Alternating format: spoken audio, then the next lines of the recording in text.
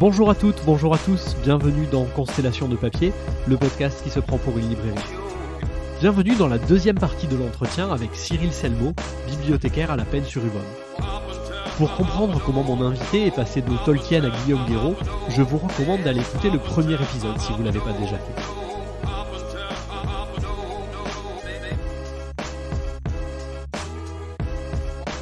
Ici Jérémy, libraire sans librairie, et la suite du parcours de mon invité, c'est maintenant.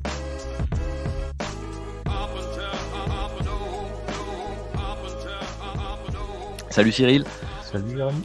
On a encore un gros paquet de cartons qui nous attend, on les ouvre ? Ouais.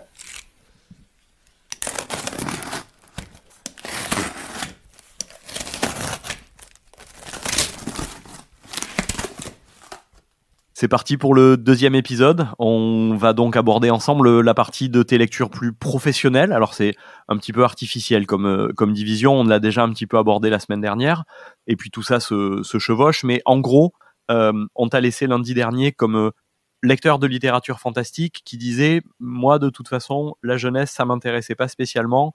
C'est le livre en général qui m'intéresse, et puis on verra bien. » Ouais. En gros, c'est quelque chose comme ça. Laissez-moi lire dans mon coin de façon frénétique. Et puis, bon, s'il faut vivre, j'irai bosser. Voilà. Et puis finalement, il faut vivre, donc il faut aller bosser. Ouais, il a fallu. Et du coup, libraire jeunesse. Ouais. Alors, ouais, ça a été rigolo cette histoire. Alors, comme beaucoup de gens qui sortent de formation, de cursus pour être libraire. J'avais commencé par enchaîner des petits CDD, tu vois, à droite à gauche. À l'époque, tu fais les Cultura, tu fais les Virgin, tu fais un peu des librairies indé, mais sur des petits contrats. Tu fais des rentrées scolaires, tu fais des Noëls, ce genre de Tu prends ce que tu trouves et tu te fais les dents en espérant trouver un vrai poste, quoi. Tu te fais un peu les dents et puis t'attends qu'il y ait un congé maternité, un truc comme ça pour mettre un pied dedans, un arrêt maladie. Bon, voilà. Dit comme ça, on dirait vraiment une espèce de vautour, tu sais, qui est ouais, vraiment un sale plan, quoi. Minus et Cortex version je cherche du travail.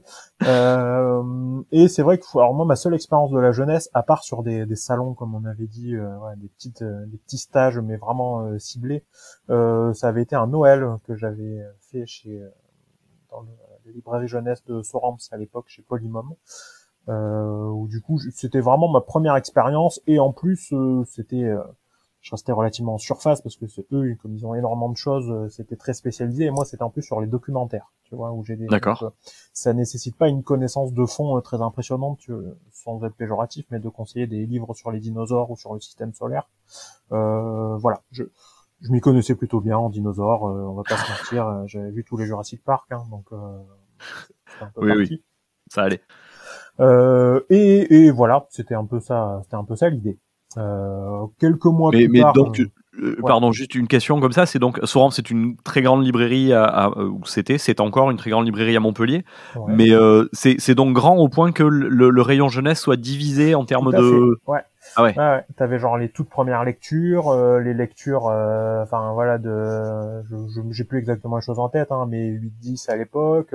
Plus le 10-13, plus les plus grands, t'avais les albums, les livres pour bébé, le documentaire, tout était. Ouais, mais dans des vrais espaces indépendants, pas des rayons comme on a l'habitude, mais vraiment avec une personne différente. Que j'en ai, c'était un grand espace un peu dégagé, schéma un peu comme un rayon, un Cultura en fait.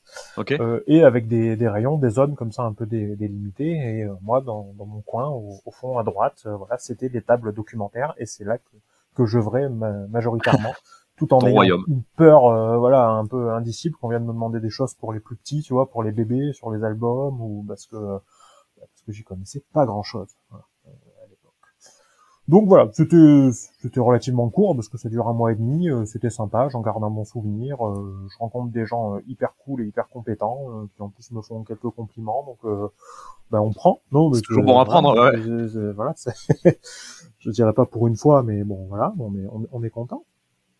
Sur le début, non, mais c'est bien, ça booste un peu la confiance, on va dire, surtout sur des domaines qui nous mettent un peu en difficulté, comme ça. Et quelques mois plus tard, au fil des tribulations comme ça de libraire en CDD, je réatterris dans une grosse librairie de centre-ville du sud de la France. Voilà, la librairie de Provence, Feu, pour ne pas la citer.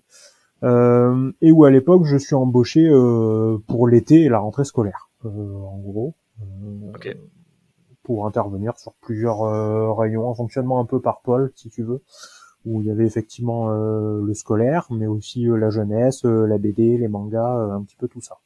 Et je suis un peu le libraire en net, c'est-à-dire qu'il y a vraiment un ou deux libraires dans chaque rayon qui ont des rôles bien spécifiques, qui gèrent leur rayon, et moi je suis là pour le surplus d'activité, je suis là pour remplacer, je suis là, voilà, j'ai pas de responsabilité à proprement parler, et ça me va très bien. Voilà. Donc ce qui permet de m'y faire un petit peu les dents aussi, et puis de voir venir, parce qu'on ne sait jamais. Oui. Et un accident est vite arrivé, et du coup on trébuche dans les escaliers. On ne sait jamais, voilà, parce que alors en même temps c'est la première fois que je reste plusieurs mois au même endroit avec un rayon jeunesse comme ça qui est assez costaud, et où du coup j'ai des gens qui me prennent un peu sous l'oreille en me disant on va t'apprendre un petit peu, en gros, parce qu'on voit que t'as de la bonne volonté mais tu manques de connaissances, forcément, parce que j'en ai jamais fait avant, et qui du coup me font des piles, tu vois, et me les mettent dans les mains en me disant voilà, ce soir tu pars, tu me lis ça et on en parle demain, tu vois. Ok. Alors, l'avantage de la jeunesse, c'est-à-dire que tu peux partir avec 20 albums, tu vois, le soir. Les gens te regardent un peu bizarre dans la rue ou dans les transports quand ils te voient lire, voilà, mais ça va très bien.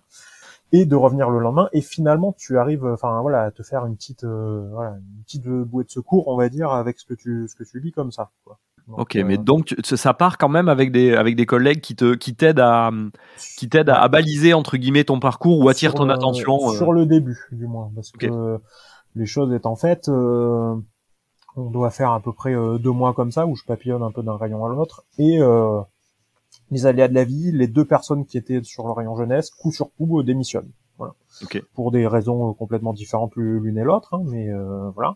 Et manque de bol, on arrive là à l'automne, il y a Noël en vue, tu vois, il y a personne d'autre sous le coude, et en fait la direction de l'époque me regarde et me dit t'es là, tu sais comment fonctionne le rayon, du coup vas-y, c'est toi qui gères. Et là c'est la panique, parce que c'est une chose d'avoir lu 30 albums, tu vois, c'en est une autre de se retrouver pour la première fois à la tête d'un espace conséquent. Et qui te challenge, quoi, qui te met vraiment en difficulté, parce que bien sûr. Gros manque de connaissances de fond, et en plus sur une période qui n'est pas du tout promise à prendre le temps à la découverte et à se faire la main de manière sereine et apaisée, quoi. Donc c'est des flux et des palettes qui arrivent tous les jours, et des clients, et j'en garde pas un souvenir plutôt tendre et amusé de ce premier Noël, tu vois, sur le rayon jeunesse comme ça. J'imagine. Pour une petite question un peu de cuisine interne, mais ça me semble intéressant. Généralement, en librairie, on commande on va dire qu'on commande les librairies de Noël en septembre-octobre, quelque chose comme ça. Et normalement, c'est le libraire en charge du rayon. Enfin, c'est le libraire qui va vendre à Noël qui commande en septembre-octobre, parce qu'évidemment, il connaît son rayon, il sait ce qu'il va. Ça s'est passé comment, toi? T'as dû faire tes achats de Noël tout frais et moulu dans le rayon, ou ça avait déjà été fait par d'autres et tu voyais arriver les nouveautés? Ça avait été fait juste avant leur départ, ce qui fait que moi j'ai juste ramassé ce qui est arrivé sans savoir ce qui allait arriver, tu vois, dans quelle quantité, dans quelle voilà. Donc et du coup tu te retrouves à empiler les choses dans des coins de manière pas du tout rangée et organisée, et puis de t'en sortir comme ça. On te demande des choses, tu sais que c'est quelque part mais tu sais pas où, Oui, et puis j'imagine que si c'est pas toi qui a travaillé, qui a choisi ces nouveautés, d'une certaine façon, il y a aussi des logiques et des raisons qui ont fait que les choix ont été d'en prendre autant, etc., qui t'échappent absolument. Et donc toi, c'est beaucoup plus compliqué à travailler aussi quand t'as pas eu ces informations-là en amont, parce que tu reçois sans savoir ce qui arrive, en fait, quoi. Ah, tu le subis, honnêtement. Et puis même, il y a les choses qui te paraissent très bien dans le flux, elles sont dans le flux, et du coup tu les ramasses en plus dans des conditions un peu anxiogènes comme ça, et honnêtement t'es emporté par le flot et t'essaies juste de survivre, quoi, d'avoir le nez hors de l'eau, et tu navigues à vue, hein. Donc, cette période de Noël là, elle a été un peu compliquée à gérer là-dessus, et en même temps ça m'a piqué, parce que ça m'a piqué pour la suite. Non, mais il y a un côté un peu challengeant, en fait, tu vois, bien sûr. Bonjour, ça t'arrive dans la tronche et tu dis ok, bon voilà, on fait comme on peut. Tu te rends compte que ça a été compliqué, mais que bon an mal an, t'as quand même un peu tenu le truc, ça n'a pas été si catastrophique que ça. La direction est plutôt contente et te propose, tu vois, de rester et de garder le truc, et tu dis ok, mais par contre plus jamais comme ça, quoi. Enfin, je vais travailler, je vais me forger une connaissance, je vais me forger une organisation, je vais le faire à ma manière, et puis on va voir, quoi. Ouais, mais oui, il y a eu un vrai. C'est rigolo, c'est un vrai challenge. Presque, j'ai l'impression, de te dire, je vais refaire Noël l'année prochaine et plein d'autres, mais ça sera forcément mieux et ce sera moi qui vais entre guillemets dicter les règles. Et je vais pas subir ce qui est un peu, je pense, un vœu pieux à Noël, parce que je crois toujours un moment, même quand tu as travaillé en amont, il y a toujours un moment, 18 décembre, où tu prends la grêle.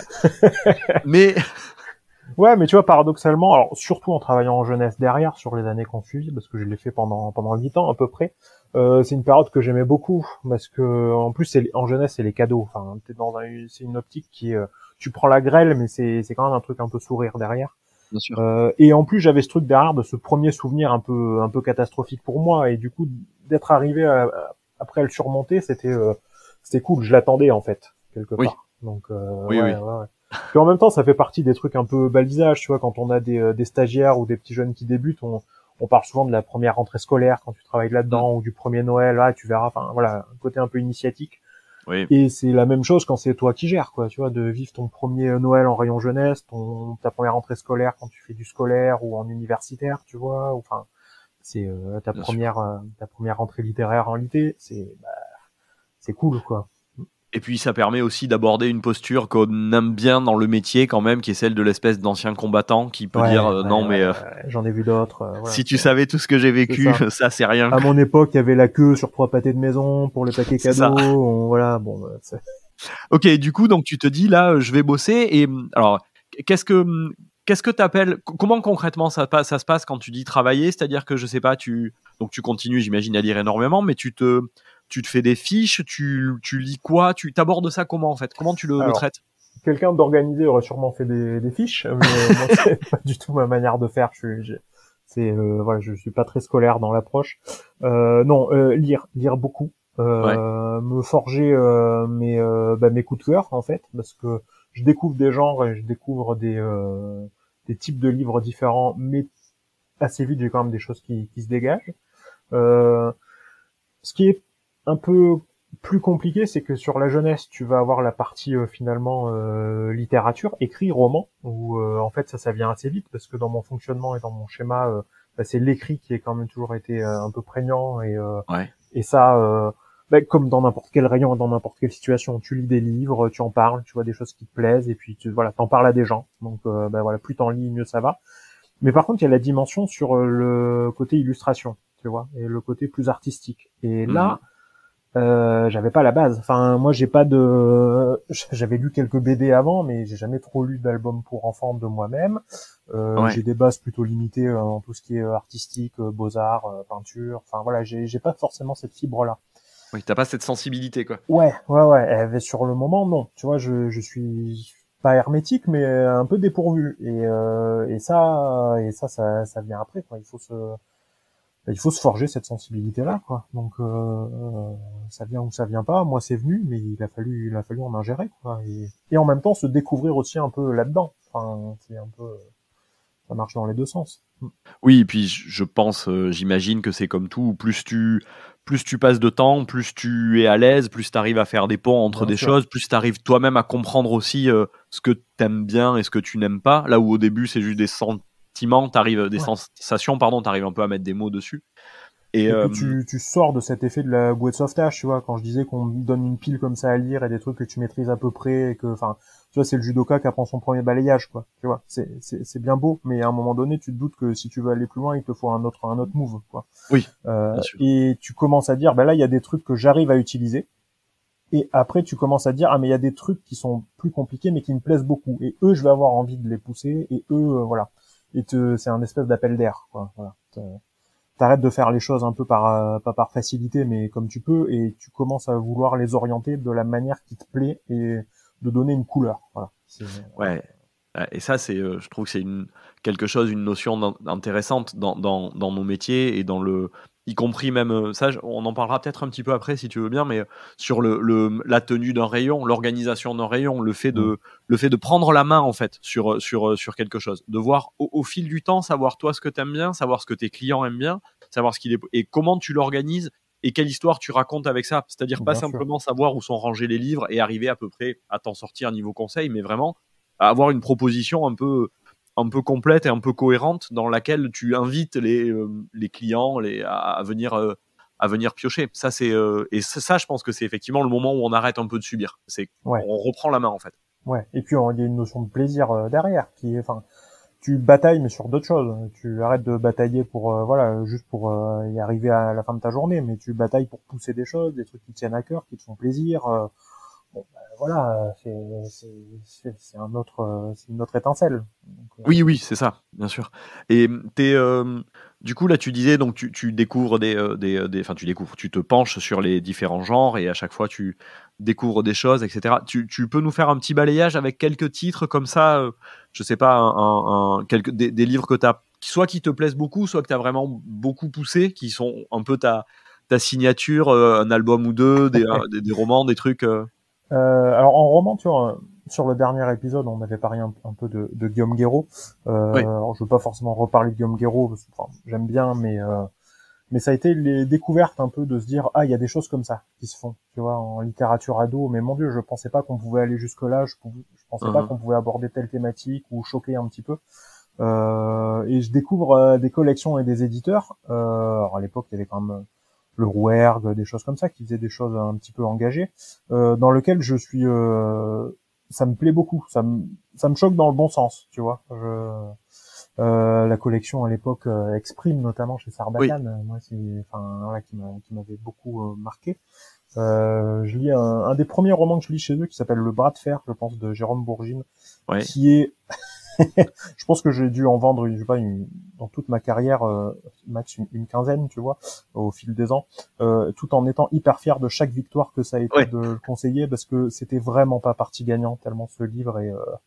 Alors, je le dis, j'ai beaucoup d'amour pour cette maison d'édition, pour cet auteur et tout, mais c'est horrible comme histoire et tout. Enfin, c'est vraiment pas le truc que tu mets au pied du sapin, une histoire de dépendance, de drogue, de prostitution, de harcèlement, de handicap, un rapport au père très compliqué. Enfin, c'est merveilleux, lisez-le. On adore. Et en même temps, je lis ça et je me dis, waouh, moi, ça me plaît beaucoup. Alors, ok, ça se retrouve dans mon rayon pour les jeunes. On va essayer de le faire lire à des jeunes. Alors, bon, c'est un peu compliqué. Mais c'est une lecture qui me marque vachement. Et du coup, j'ai une démarche un peu naïve à l'époque qui est je prends mon clavier, tu vois, et j'envoie un mail à l'éditeur. En me disant, en fait, ce bouquin, voilà, il est hyper chouette, il m'a beaucoup marqué. Et puis t'es dans une posture en plus où c'est quand même un peu à l'époque où tu découvres des choses, il y a des choses qui te plaisent pas aussi, et là tu découvres un truc qui te plaît vachement et tu dis je vais lui dire, tu vois, comme tu dis. C'est important, alors ça fait plaisir, mais bon, je n'attendais pas forcément mon mail de petit libraire débutant pour me dire cool, la validation elle vient de là, quoi. Non, mais quand il arrive, ça doit être gratifiant forcément. Ouais, j'imagine. Et en fait, il me répond et on a un petit dialogue comme ça qui s'instaure avec Thibaut Bérard à l'époque, voilà, chez Exprime. Et on commence à discuter. Mais pardon, donc la collection c'est Exprime, hein, l'édition c'est Sarbacane. Sarbacane, c'est Thibaut Bérard. Il écrit des livres aussi, non? Ouais. Maintenant il a arrêté de travailler dans l'édition, si j'ai bien compris, et il est auteur. Voilà, il a deux, trois romans qui sont déjà sortis, qui sont vraiment cool. Allez-y, lisez-le. Et en fait, on commence à discuter, et la collection est pas bien vieille à l'époque. Et en plus, il me dit en plus j'ai un manuscrit là qu'on va éditer dans les mois qui viennent. Il y a une autrice qui est à côté de chez toi là, qui est sur Marseille. On l'a jamais trop fait lire à quelqu'un, et si tu veux, je t'envoie le manuscrit. Tu vois. Et en fait, il m'envoie vraiment, c'est même pas une épreuve non corrigée, il m'envoie un PDF imprimé, enfin voilà, sur feuille A4 avec un trombone qui tient le tout, et c'était le premier roman de Marion Brunet. D'accord, ok. Voilà, Frangine à l'époque, et en même temps, je suis un des premiers, tu vois, libraires à découvrir ça, quoi. Et c'est un peu paquet cadeau, tu vois, tout ton enveloppe craft et dedans t'as ces espèces de feuilles A4 un peu volantes. Là, c'est le truc un peu, enfin, comment dire, l'espèce de magie, truc un peu éditorial, quoi. Mon Dieu, j'ai un manuscrit qui me tombe dans les mains comme ça, et je le lis parce qu'en plus, je me sens investi de cette mission, tu vois. Du coup, j'ai une espèce d'exclusivité, et en plus, rebelote, quoi. Ça me plaît vachement, les thématiques me parlent énormément, et je trouve ça hyper engagé et hyper fort. Son premier roman, c'était Frangine à l'époque, qui parlait d'une famille homoparentale en fait, et d'une gamine qui se fait plus ou moins harceler à cause de ça à sa rentrée au lycée. et qui est en plus une belle histoire, honnêtement, sur le rapport familial, le rapport aux autres, à la scolarité, sur les liens, dans tout ce que ça englobe. Et on était en plus dans une période où la manif pour tous est pas très loin. Enfin, on est quand même dans le centre-ville d'Aix-en-Provence et c'est pas forcément le genre de thématique qui est au niveau une terre de politique, progrès. Voilà. Et tu vois, quand on parle du coup du combat de tenir un rayon, tu te retrouves finalement à pousser ce genre de livres, tu vois, et un peu à les mettre en avant. Et du coup, pareil, je fais un retour sur le livre en disant mais c'est super. Enfin voilà, le bouquin m'a énormément plu, c'est trop chouette. L'éditeur il fait suivre, tu vois, le mail que je renvoie à l'autrice, à Marion, qui elle-même étant pas très loin vient me voir, on en discute. Et là, tu vois, c'est l'amorce d'une autre relation. Enfin, parce que du coup, tu t'interagis avec des gens, avec des éditeurs qui te renvoient des auteurs, tu viens, tu discutes avec eux, t'échanges. Après, plus tard, ça débouche, tu vois, sur des rencontres à la librairie, sur des signatures, sur des et c'est trop cool. Et tu tisses petit à petit un réseau et Bien une sûr. toile. Et puis il y a un côté hyper gratifiant et tu ne détromperas pas. Surtout sur un auteur comme Marion Brunet que j'aime beaucoup dans tout ce qu'elle fait, mais qui derrière a connu ses succès, qui a fait son chemin, qui a été édité, qui a eu des prix. Et là, t'as son premier roman en manuscrit, tu vois, personne la connaît, t'es genre le premier à lui faire un retour là-dessus ou presque. Et après, t'as toujours cette espèce de petite satisfaction quand tu vois comment elle perce, que ça marchait tout pour elle, à dire j'étais là, tu vois, je l'ai vu. Enfin voilà, et t'es hyper fier, et t'es hyper content pour elle. Puis t'as un espèce d'attachement différent parce que tu vois, au lieu d'avoir cette figure titulaire comme ça de l'auteur et de tout ce que ça a derrière, tu vois la personne qui est sur le point d'éditer son premier roman, tu vois les doutes, tu vois et c'est cool quoi. Enfin voilà. Bien sûr. Mais donc, ça pour le coup c'est aussi quelque chose. Ça n'a pas de prix dans ces métiers-là, mais ça ne peut venir aussi que avec le temps. C'est-à-dire que il faut lire et petit à petit, comme tu disais, envoyer un mail un peu comme ça peut déboucher sur plein de trucs et petit à petit, effectivement, tout ça s'organise. Est-ce que tu as vu des lecteurs et des lectrices? Tu disais, t'es resté 8 ans là-bas. Ouais. Évoluer évidemment, mais genre que t'as gardé presque du début à la fin, que t'auras accompagné. Ouais. C'est l'avantage de bosser sur un rayon jeunesse quand il reste comme ça une petite dizaine d'années, tu vois. C'est que on t'en amène, c'est flippant. Des fois, j'ai vu des clones de moi-même à l'orage en termes de lecture. Non, mais tu les as quasiment à la naissance et quand quand on a terminé, ils étaient au collège, quoi. Et inversement, il y en a, tu leur conseilles leur premier roman de manière un peu autonome à une dizaine d'années. Et quand tu les lâches, ils postulent en métier du livre ou des trucs comme ça, tu vois. Donc, j'ai déjà eu le coup et ouais, c'est quelque chose, quoi. Ouais, j'imagine. Ouais. Ou même parce que bon, je travaillais dans le centre-ville, je vivais aussi en centre-ville et quand on croise un peu dehors, tu vois, qui sont là avec leurs parents, c'est un tel, c'est le libraire, j'ai beaucoup aimé, est-ce que, tu vois, qui te posent des questions sur les livres parce que eux, ils ont pas la barrière, tu vois, mais de manière complètement, voilà, au marché un dimanche matin ou des trucs comme ça, c'est cool. Ouais, très spontané et puis t'es bon an mal an, t'es une espèce de figure aussi pour eux. T'es le libraire, quoi. C'est encore une fois, c'est toi le vieux sage qui leur distille des trucs, qui leur a filé des. Toi, c'est peut-être pas grand-chose quand tu leur conseilles quelque chose comme ça, tu vois, même une première lecture, voilà. Mais si ça se trouve pour eux, tu vois, c'est la graine qui fait qu'il y a un déclencheur derrière. On a tous ce livre qui fait qu'on en a un souvenir, un truc, et des fois, ça vient de là. Ça, c'est un truc que j'ai gardé maintenant que je fais plus forcément que de la jeunesse, des choses comme ça. Ce rapport de bosser avec le jeune, avec l'ado au sens large, parce que je trouve que c'est une période où les romans les lectures de manière générale sont hyper, c'est marquant et ça peut déboucher sur plein de trucs derrière. Oui, et que du coup, à la fois entre guillemets, sans surinvestir tout ça, mais il faut pas se rater d'une certaine façon, et puis il faut y être. Il faut pas le prendre par-dessus la jambe, et ça nécessite aussi une vraie compétence. C'est un ça domaine, nécessite de la connaissance, et puis t'as aussi des demandes bien spécifiques, et ils peuvent être sur des thématiques un peu compliquées.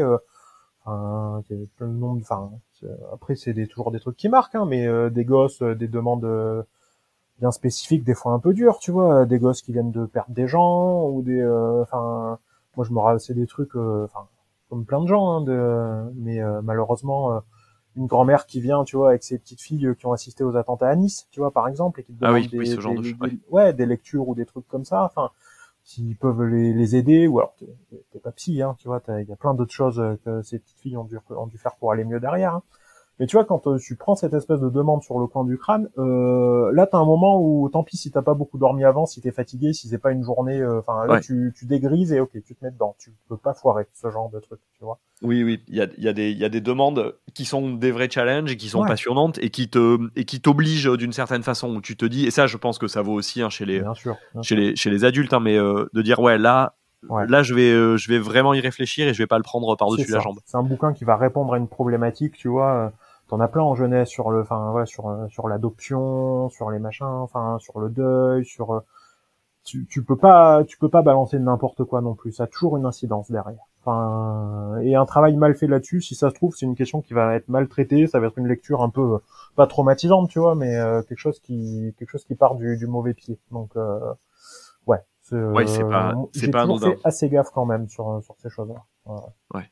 Non, je comprends. Et c'est aussi une belle conception du métier. C'est important, je pense, de l'exercer comme ça et d'être. Ouais, parce qu'en plus, quand t'es jeune, déjà, enfin, bon, l'adolescence, c'est toujours à fleur de peau, mais même avant, t'as moins de distance. Tu prends aussi les choses de manière plus frontale. Donc, voilà, il faut que l'information soit bonne, il faut que le ton soit bon, que l'émotion suscitée, enfin, voilà, ça corresponde. Tu peux pas faire n'importe quoi. Hein, voilà. Et il y a des il y a des ressources pour s'orienter pour toi là à ce moment-là dans la littérature jeunesse, par exemple, typiquement dans les documentaires, il y a des endroits où tu sais que tu peux trouver de l'information. Comment ça se passe, la circulation d'informations dans la littérature jeunesse? C'est quoi les ressources? Certains sites un peu spécialisés. Tu vois, je pense à un site qui s'appelle Ricochet. À l'époque, on utilise beaucoup sur ces thématiques un peu poussées. Quand on va te demander des choses, voilà, sur des thématiques un peu pointues et sur lesquelles on allait voir, qui nous donnent des listes bibliographiques après dans lesquelles il faut piocher ou voilà. Mais ouais, pas mal comme ça. Et après, c'est aussi de l'expérience qui se fait un peu au jour le jour, tu vois, de se rendre compte que parce que maintenant on a tendance à avoir beaucoup de collections qui sont ciblées sur des demandes précises.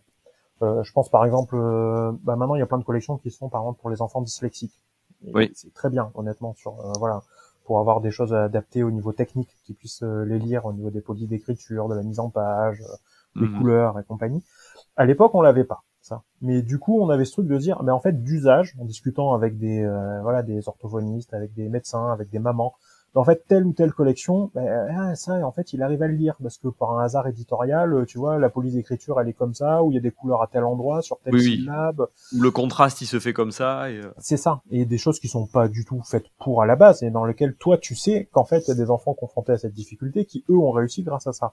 Et du coup, ça, c'est du savoir un peu, c'est empirique, tu vois, c'est vraiment, mais ça, après, toi, tu l'apprends, enfin, voilà, tu fais passer ce genre de truc aux gens que tu formes, aux gens avec qui tu bosses, mais ça, tu peux pas l'inventer. Ça vient sur le rapport et sur l'échange, quoi, avec les gens.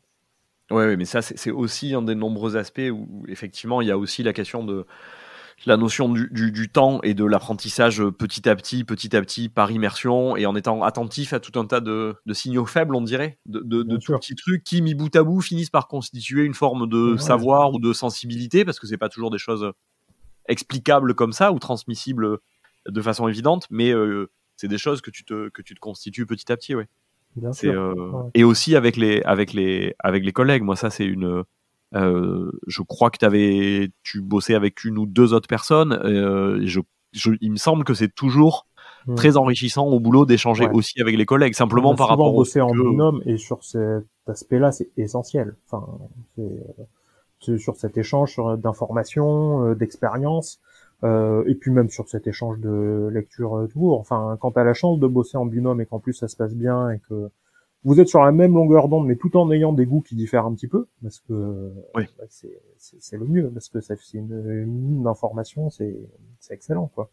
Oui, il y a à la fois une répartition des tâches qui se fait et à la fois un partage d'infos, comme tu disais, qui fait que le champ qui est couvert est le plus large possible. Bien sûr, parce que même avec toute la meilleure volonté du monde, tu peux être très spécialisé dans ce que tu fais. Et à cette époque-là, sur la jeunesse et tout, j'ai eu le sentiment d'être assez spécialisé, tu vois, dans ce que je fais, parce que je fais essentiellement que ça. Et du coup, je le dis sans aucune, enfin, je m'y connais. Ouais. Mais en même temps, c'est toujours bien d'être confronté à quelqu'un d'autre, parce que elle va avoir, en l'occurrence elle, parce que c'était une femme, mais qui avait d'autres sensibilités, d'autres rapports, d'autres expériences, et t'apprends vachement. C'est essentiel. Et puis ça te challenge aussi à certains moments, et puis tu peux aussi te reposer sur quelqu'un. Enfin, c'est une dynamique qui, en tout cas, moi, me correspondait vachement, quoi. Et est-ce que tu arrivais, après on fera un petit point sur ce que tu fais actuellement et comment ça se passe et quelles sont les différences que tu peux ressentir entre la librairie et la bibliothèque. Mais est-ce que là, avant d'attaquer la suite, est-ce que tu arrivais encore à lire d'autres choses? Est-ce que ça te laissait du temps pour continuer à lire les choses que tu lisais habituellement ou découvrir d'autres choses, je sais pas, des incursions dans des rayons de ta librairie et te mettre à découvrir ou pas du tout, tu étais tellement concentré sur la jeunesse que tu pouvais pas trop te permettre d'incursion, on va dire? Pas assez. Pas assez, c'est frustrant à l'époque, parce que autant je me suis mis à vraiment très vite à adorer ce que je faisais, et j'en lisais plein et compagnie, mais par contre c'est vrai que ça me manquait un petit peu de lire d'autres choses. Surtout que moi mes goûts de lecture personnels avaient pas mal évolué entre temps, et j'avais hâte à chaque fois un peu les vacances et les choses comme ça pour me dire bah là en fait j'arrête, je lis plus du tout, tu vois, d'ado, de jeunesse et compagnie, et je vais me prendre une pile de polar, tout ce que ça a de plus sombre, tu vois, et glauque, et aller me terrer quelque part pour les lire, quoi. C'est non, c'est je le fais de temps en temps, tu vois, mais à cette époque-là je le fais assez peu. J'ai eu, je pense, ouais, bien 8 ans de tunnel un peu là-dessus, où du coup Ouais, je ça laissait passais vraiment peu de place, ouais. Ouais.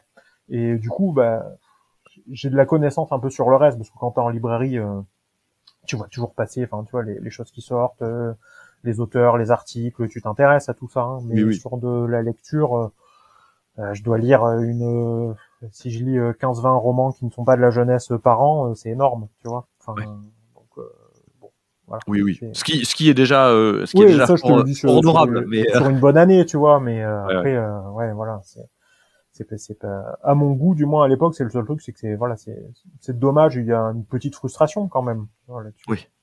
Et du coup, bibliothèque ensuite. Ouais. Le patron de la librairie décide que c'est fini. La librairie au sens large, hein, pas juste moi. Enfin, voilà. Du coup, la librairie ferme, petit moment de que vais-je faire, que vais-je devenir, voilà, où va-t-on? Un certain nombre à se retrouver à chercher du boulot en librairie. Et en même temps, il y a ce côté où est-ce que ce serait pas le moment justement de faire un peu autre chose. Je bossais dans une grosse librairie de centre-ville dans un rayon assez spécialisé où je fais que ça. J'avais dans un coin de ma tête de me dire j'aimerais bien bosser dans un endroit plus petit, et j'aimerais bien faire plus de trucs différents, tu vois. Enfin, pour être moins justement dans ce côté tunnel, même si j'adorais ce que je faisais, et honnêtement si ça avait continué j'aurais pu le faire quelques années de plus, hein. Mais c'était aussi une volonté de se dire peut-être qu'il serait temps de se nourrir un peu d'autres choses. Et en même temps derrière, ça faisait un moment que je travaillais avec des bibliothèques, donc voilà, de l'autre côté de professionnel. Du miroir. Ouais, l'autre côté du miroir, voilà. Et où du coup j'avais de plus en plus de connaissances et à me rendre compte qu'en fait, ah mince, on fait aussi des trucs chouettes en bibliothèque.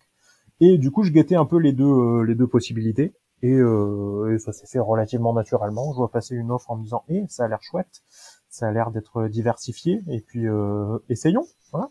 Et puis voilà, j'y suis allé, quoi. Et puis j'y suis encore. Ouais, tu y es encore. Et du coup, donc c'est un profil effectivement plus diversifié. Ouais. Et dans le, est-ce que les choses sont si différentes dans le rapport avec les lecteurs? Moi, c'est vraiment quelque chose qui m'interroge un petit peu. Ou est-ce que tu vois globalement les mêmes types de demandes de personnes, ou est-ce qu'il y a une vraie différence? Est-ce que tu saurais, je sais pas comment dire, est-ce que tu saurais à l'aveugle presque faire la différence, dire ça c'est plutôt un lecteur de bibliothèque, ça c'est plutôt de la librairie? Alors, il y a quelque chose par rapport à l'endroit aussi qui va changer vachement. C'est-à-dire que moi maintenant je suis dans une bibliothèque petite moyenne, gros, mais dans une zone plus rurale. Et où du coup l'accès aux livres c'est différent. Parce que quand t'es dans une grosse librairie de centre-ville, bon t'as des bibliothèques aussi, mais les gens vont forcément à un moment donné passer par par la librairie, du coup l'accès aux livres il est facile. Là, moi où je travaille, c'est une petite ville, mais où du coup la bibliothèque si tu veux des livres, tu vas à la bibliothèque. Sinon t'es obligé de prendre ta voiture, d'aller sur Marseille, d'aller sur Aubagne, de changer d'endroit, il y a d'autres difficultés quoi. Et du coup, c'est pas tout à fait le même rapport. Mais ça, c'est plus une contrainte même géographique de désenclavement, tu vois, au niveau du livre. Et puis c'est dans un bassin de population en plus qui est sur l'est marseillais, qui est assez peu porté sur la bibliothèque et sur l'accès aux livres de manière générale. En gros, si tu veux pas aller dans un centre commercial, il n'y a pas forcément de point d'accès aux livres. Du coup, on se rend compte qu'on draine aussi pas mal de gens, mais parce qu'il y a un manque là-dessus, que ce soit en termes de librairie et de bibliothèque. Du coup, les gens viennent un peu bon an mal an, mais bon, ils ont pas l'air mécontents, ils reviennent derrière. Mais après, le rapport au livre, moi, je m'en faisais tout un peu une montagne au début sans trop savoir. Tu vois, mon Dieu, je vais passer en bibliothèque, ça se trouve, ça va être complètement différent. Et en fait, il y a quelques différences, tu vois, mais une fois que t'as enlevé le côté marchand de la chose, il y a assez peu de différence, honnêtement.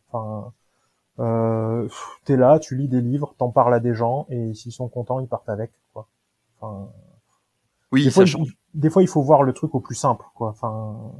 Et c'est ça.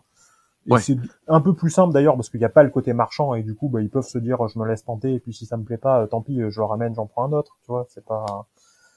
Mais moi, en tout cas, j'ai essayé de pas le surintellectualiser, tu vois, et d'y aller un petit peu comme ça.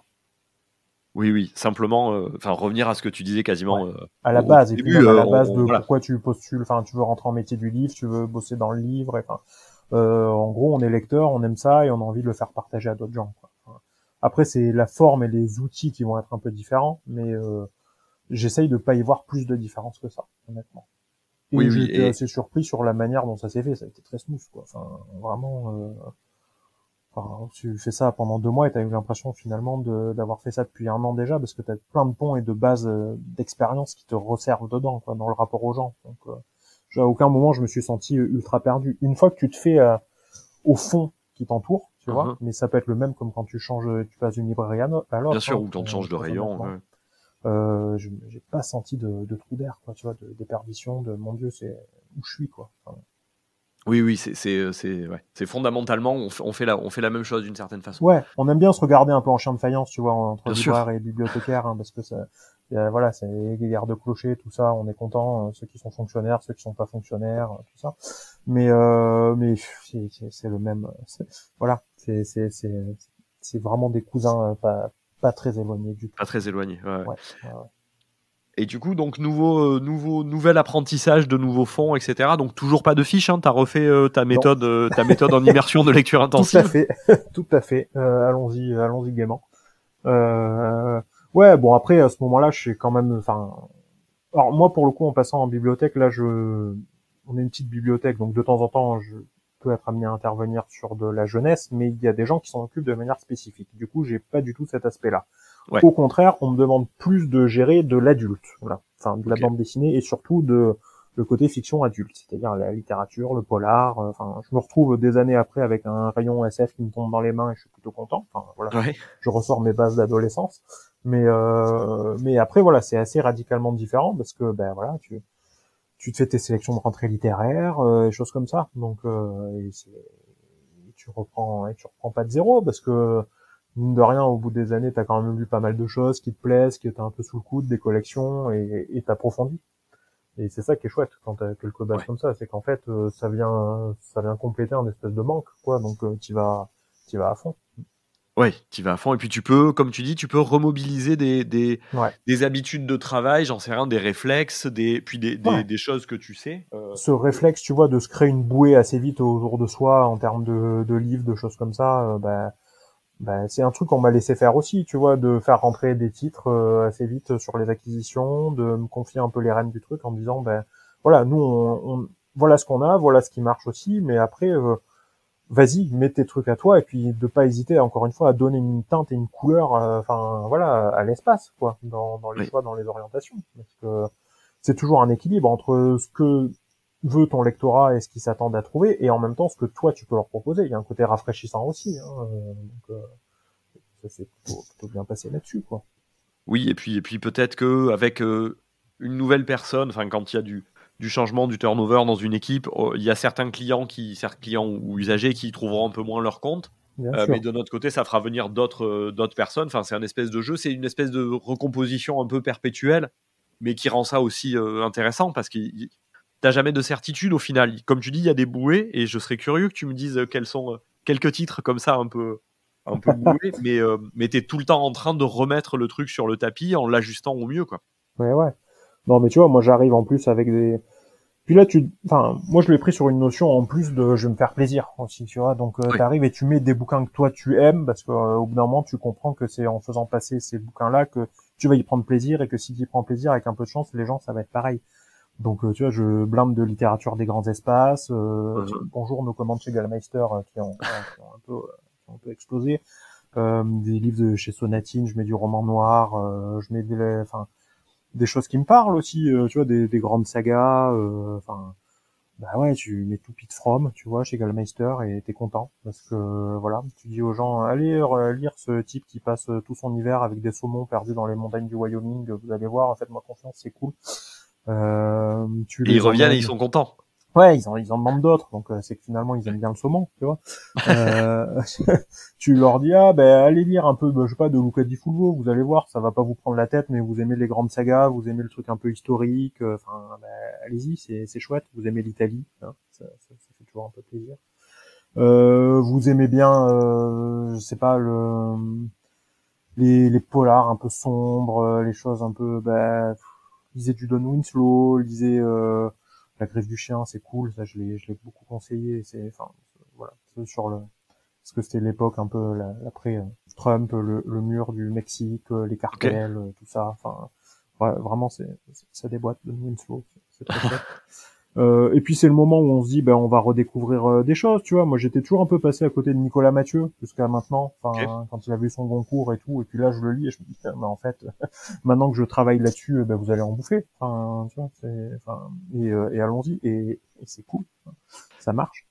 Mais c'est vrai que bon, je crois que j'ai eu à peu près le même parcours que toi avec Nicolas Mathieu, hein. J'étais passé à côté du Goncourt et j'ai lu Connemara, et après à rebours je m'y suis mis. Mais c'est marrant de voir aussi qu'on peut effectivement on peut emporter nos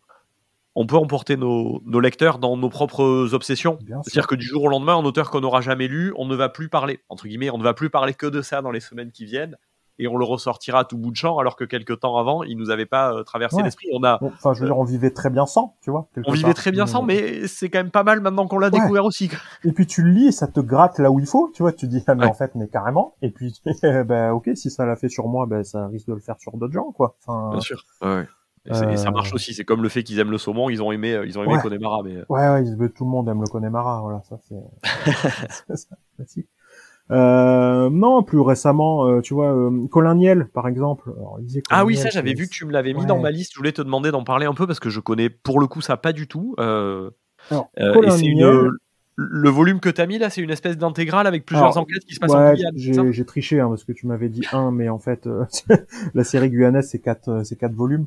Voilà. Il y a eu une intégrale des 3 premiers qui était ressortie, mais Colin Niel, qui est marseillais d'ailleurs, il a travaillé pendant quelques années en Guyane, tu vois, et quand il est revenu et qu'il a commencé à écrire des romans, il a décidé d'en baser la plupart là-bas, où on suit un commandant de gendarmerie qui se retrouve un peu parachuté en Guyane, en gros, et qui au fur et à mesure de ses enquêtes va approfondir sa connaissance de la culture locale et de toutes les problématiques qui sont inhérentes, en gros. Alors, ce sont des polars plutôt bien fichus, mais au-delà de ça, c'est le côté social derrière et le côté découverte, tu vois, d'un territoire qui est particulier et très enclavé, qui est la France, mais qui en même temps a des particularités de par sa situation géographique et son histoire qui nous déroute complètement. Et et ce côté découverte, en fait. Enfin, ouais, toujours ce côté à la fois sombre et ce côté hyper social qui m'embarque. Et puis t'en lis 1, t'en lis 2, t'en lis 3, tu te rends compte que t'aimes beaucoup, du coup t'en mets pas mal, tu vois, les gens embarquent, et du coup tu dis ah mais c'est vraiment très chouette, et puis t'apprends en plus qu'il est marseillais, et du coup en discutant avec 2 copains libraires, tu dis ah mais ça serait pas moyen de nous mettre en relation et qu'ils viennent, et puis il vient à la médiathèque, tu fais une rencontre, et depuis les gens, enfin, et c'est trop cool, enfin... Ouais, dans l'histoire un peu récente, tu vois, de mon rapport à la lecture et tout, Colin Niel, c'est chouette, parce que puis en même temps, quand tu prépares une rencontre et que t'as comme ça plein de livres qui parlent des mêmes sujets, et c'est à la fois de la fiction, mais en même temps avec une portée sociale, humaine et documentaire assez fournie derrière, enfin, bah tu te rencardes vachement, t'apprends plein de choses, et puis aussi parce que tu peux pas avoir l'air complètement bête quand t'animes la rencontre, tu vois.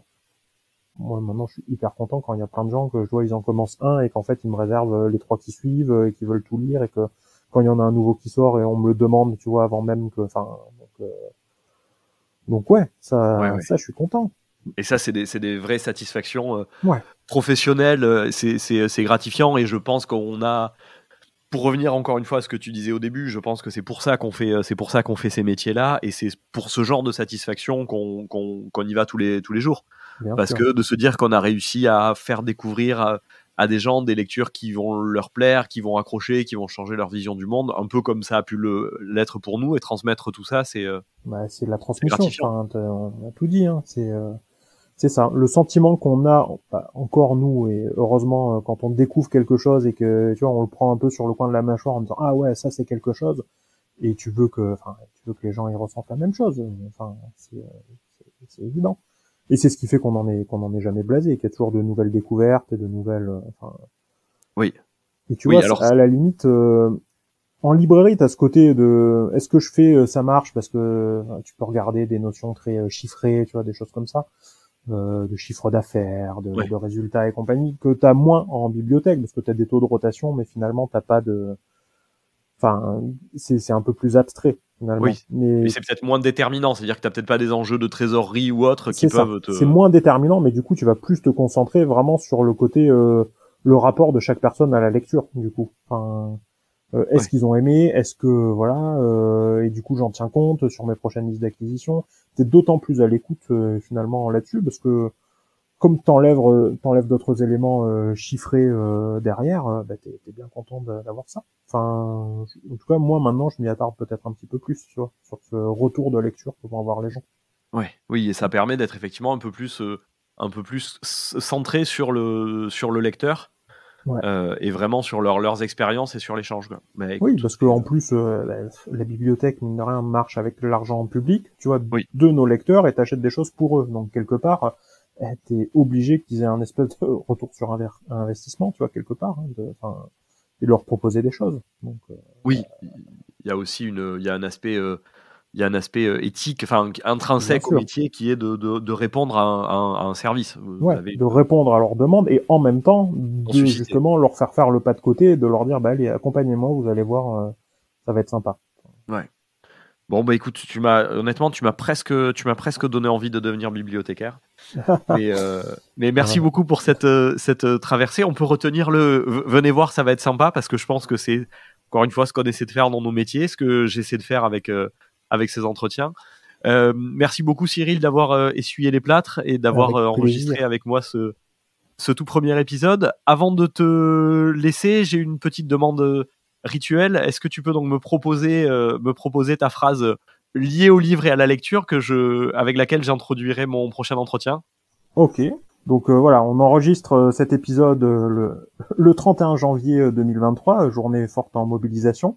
Et du coup, puisque la lecture est toujours quelque part un petit peu politique, j'aimerais citer Arlette Laguillet, qui nous a dit peu ou prou: la lecture, une bonne façon de s'enrichir sans voler quelqu'un. On dirait pas plus, mais merci Arlette. Voilà.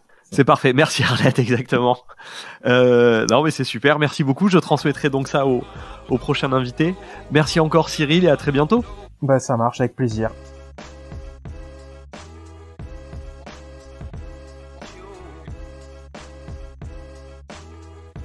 C'était le 2e épisode de Constellation de papier avec Cyril Selmo. Un épisode enregistré et mixé à Marseille et à distance entre le 31 janvier et le 12 février. soit 195 ans après la naissance de Jules Verne.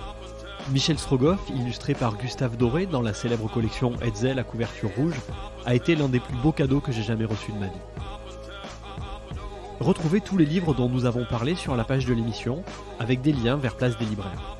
Par égard envers mon invité du jour, je ne peux évidemment que vous inciter également à les consulter et à les emprunter en bibliothèque.